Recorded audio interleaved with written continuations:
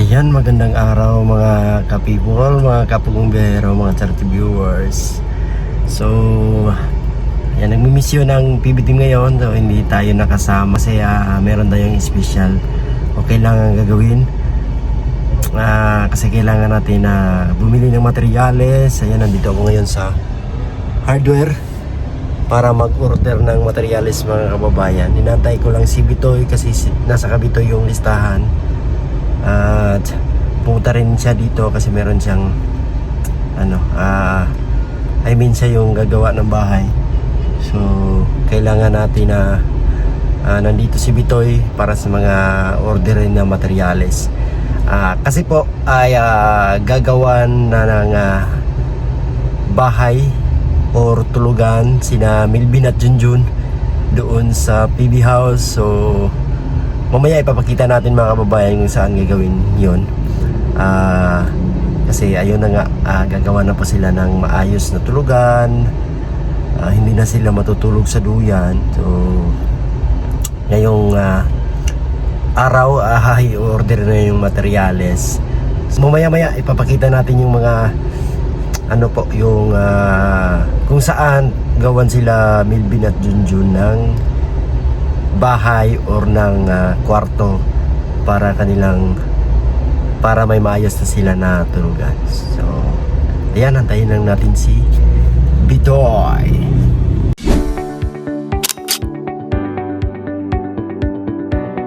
Bye.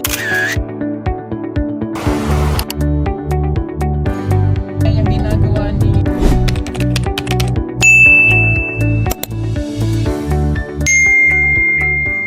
Nandito na si Bitoy.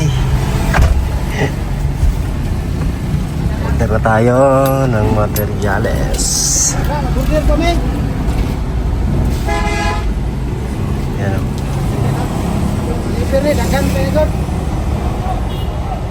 Yan, order na si Bus Bitoy. Dito kami nag-order sa NKS sa Los Amigos kasi mabilis ang delivery. Doon kasi sa pinag-orderan namin mabilis naman pero yung mataas yung pila kaya medyo matagalan. So dito order si Boss Bitoy. Ayan.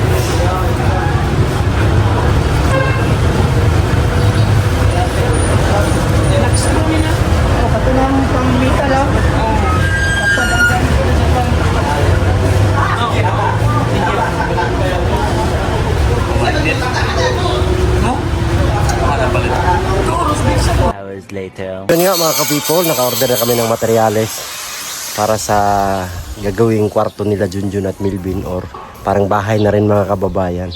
Ang order namin, nandito na kami ni Boards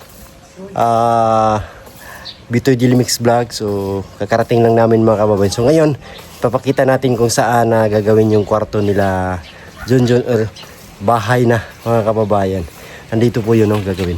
Tara, silipin natin. Ayan na ang mga naka-ready na yung mga trusses na gagamitin sa girth sa mga gilid-gilid. So, ang gagawing kwarto nila Junjun or bahay, dito po. Dito mismo itatayo. Pero, ang sa ilalim is carport or parking area. Tapos yung kwarto nila gagawin dito sa taas. Yan, makikita nyo yan mga kababayan na merong ganito, girth. Para matibay. So lalagyan pa yan ng poste ng kartong dito sa gitna. Lagyan pa na isa pre, no?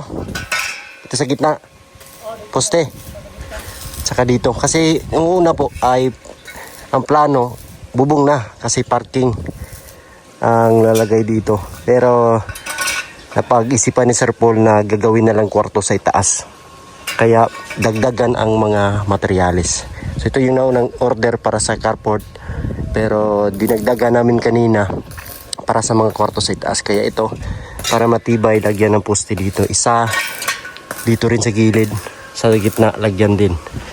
Para maging 6 na yung poste niya. Para mas titibay. Kasi kwarto dyan sa itaas. Tingnan natin, mukha siyang mataas. Pero sakto lang po yan na hindi sasabit yung sasakyan pagpapasok dito.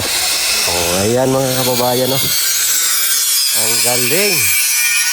Magkakaroon na talaga ng kwarto sila Junjun at hindi na sila matutulog sa duyan ito pag matapos na to mga kababayan. At anytime pwede rin tayo makatulog dito pag dito tayo mag-stay. Halimbawa may maagang lakad, so pwede tayo mag-stay, matulog dito sa gagawing nila Junjun. Kwarto dito sa itaas. So niisip namin na matabunan yung ganda ng bahay. So hindi po, kasi pagpapasok tayo nandito lang sa taas yung nila, yung kwarto. Pero dito makikita pa rin natin ang ganda ng PB house.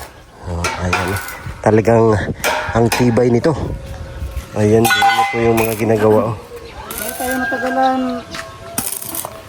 Pare kasi nag-ano pa tayo, nag-order, naglista tayo ulit ng materials at nagpunta pa tayo ng hardware, no? Kaya ito lang po yung nagawa namin kasi bago naman po yung decision ni Sir Paul. Kaya nagawa kami ng panibagong ganito. Yan, kita mo pare. Yan. Yung ganyan.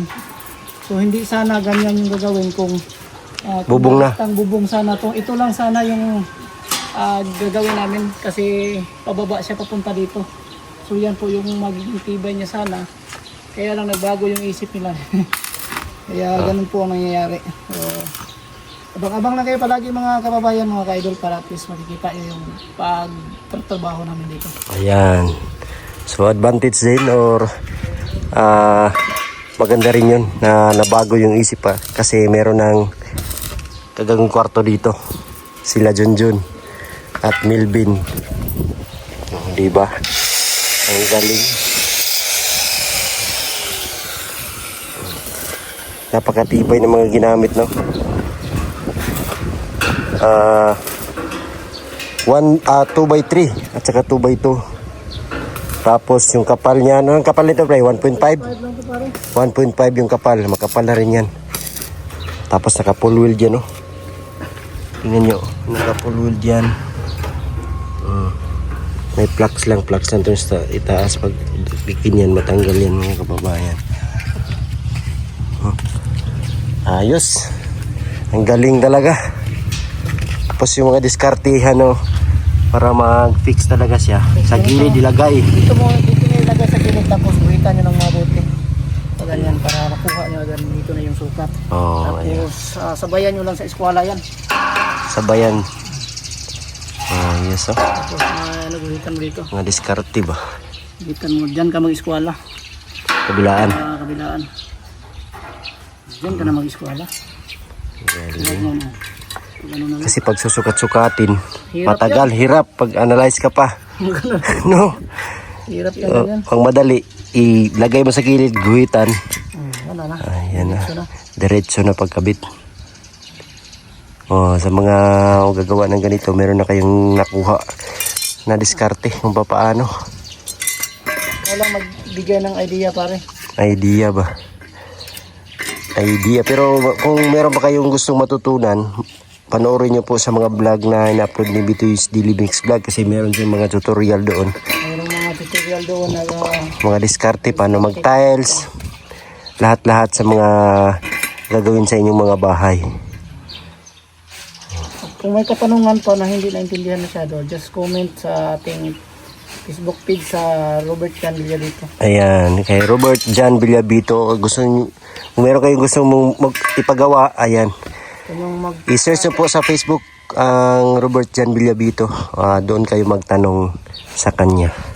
Or mag-inquire kung bakante ba siya. Kung meron kayong ipagawa.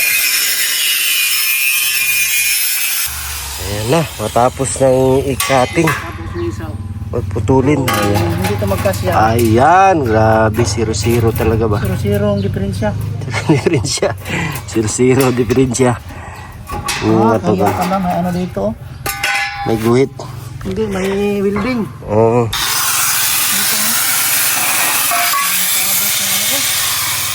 Palitan natin to. Palitan. Palitan natin panibagong blade. Ganito na yung maging purpose niya. Purpose kasi nito, nilagyan ng mga bracings para hindi siya gagalaw. Pag mapatungan pa kasi ito dito ng ano yung para sa sahig. Para sa sahig na yung ipatong diretso na yan. Patong dito. Ayan na. 0-0. Pwede na yan. Pwede na yan. Kaya na yung welding.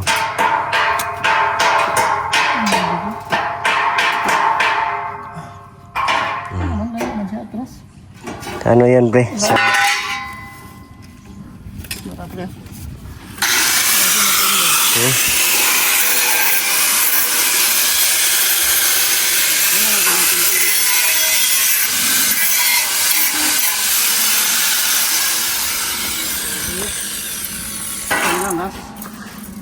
Ayun. Kira na kahit kanyan. Tingnan ko. Ano ko sa ikadikit ng uma. Ay, burot din na naman. Iyar ko. Hindi ka na siya, dili. Dara, para Iyar mo no? Ayan na. Kabit na.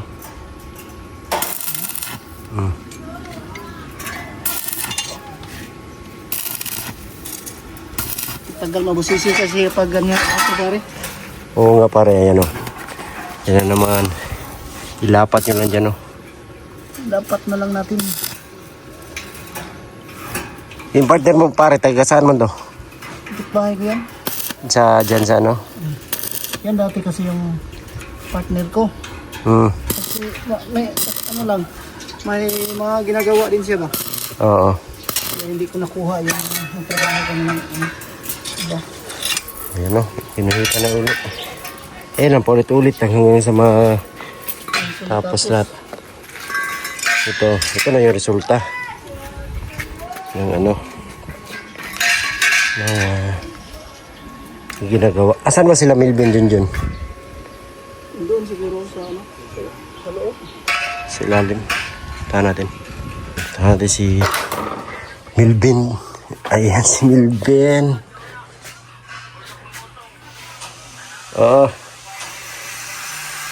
Grabe, ano masabi mo, Bin, na meron na kayong kwarto na ginagawa? Meron na kayong bahay. Sa Diyan. Ang gagawin. Hindi mo alam? ay ganito lang. Di ba? Oo.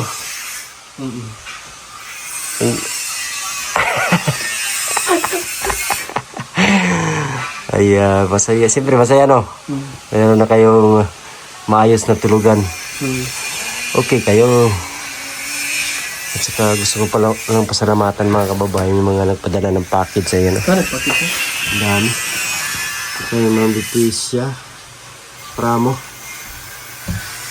Asan yun? Sa New York.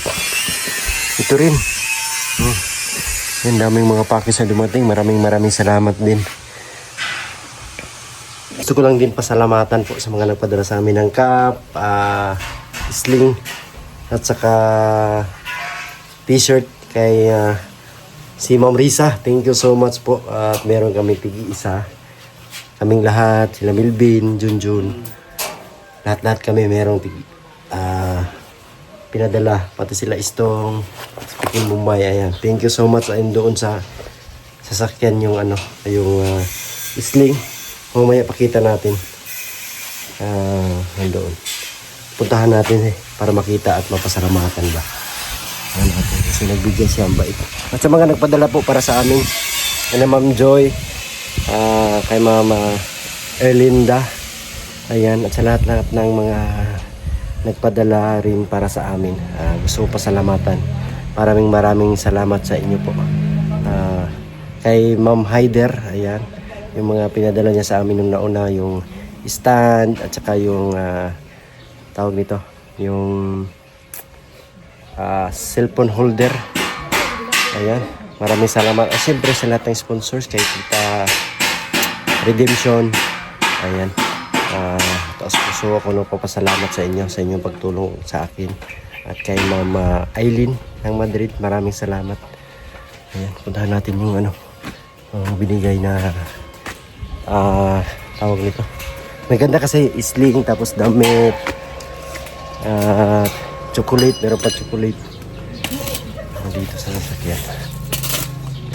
Yan po, galing kay Ma'am Riza. Thank you. Ganda ng damit. Thank you so much. At ito pa, sling. Under Armour. Maraming salamat po talaga. Ang ganda. Thank you so much. Pamasko ni Ma'am Riza. Maraming salamat. Ayan. Magagamit natin to pag bumibiyahe tayo. Ito, gamit na gamit to. Tapos, damit pamalit. Thank you so much. Vancouver is calling and I must go. Sana nga. Ayan, ligpit natin. Ayan na, nilibilan na nila ulit.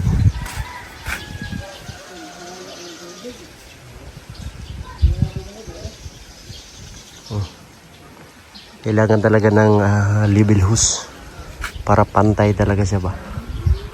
Gamit na gamit talaga yan mga kababayan. Ang tubig kasi is kahit saan mo ilagay, maglilibel talaga siya. Kahit sa baso, kahit tagilid yung baso, paglagay mo or yung mesa sa may tubig, ay maglilibel talaga. Kaya yan yung ginagamit sa pagpapanday para makuha yung kanyang level kahit na malayo yung agwat or yung clearance, yung tubig yung magbibigay level. Sabi ang tatalino talaga ng mga sinaunang mga panday or engineer. Yung mga engineer matatalino talaga. Yung mga nakaibento dyan.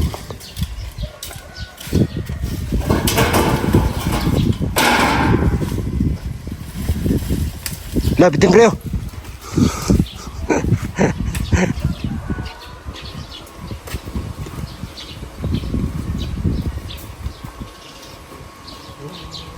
Okay.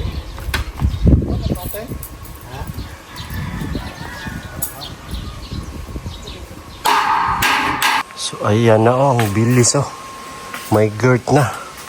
Diyan sa taas yung kwarto na gagawin nila Junjun. Ayan, Jun. Next time diyan na kayo matulog. Overlooking. Kita nyo na yung sinong paparating, sinong dumating. Grabe pre, kitinood naman naman pag kayo pre. Munang kitinood pag kayo ba?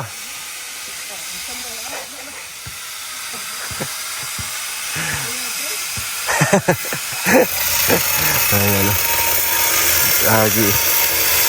lagyan ng ganito. Okay, kaya so magiging upstairs yung kwarto nila dun. Klarong-klaro na yung darating dito sa PB house. Silip na.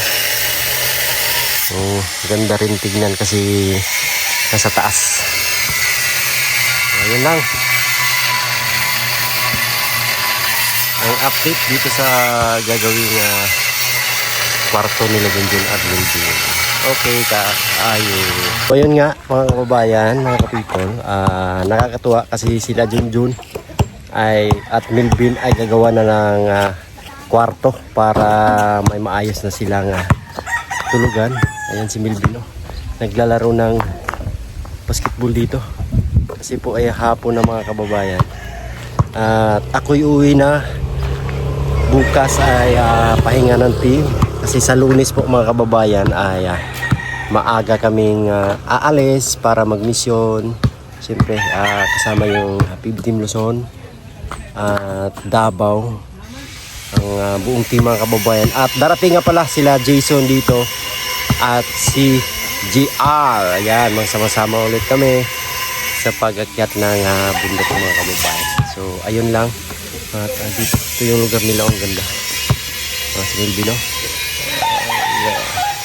So ayun, thank you so much po sa inyong lahat mga kababayan, ang lagi niyong pagsuporta at pagmamahal sa buong Pugong Biyahero team.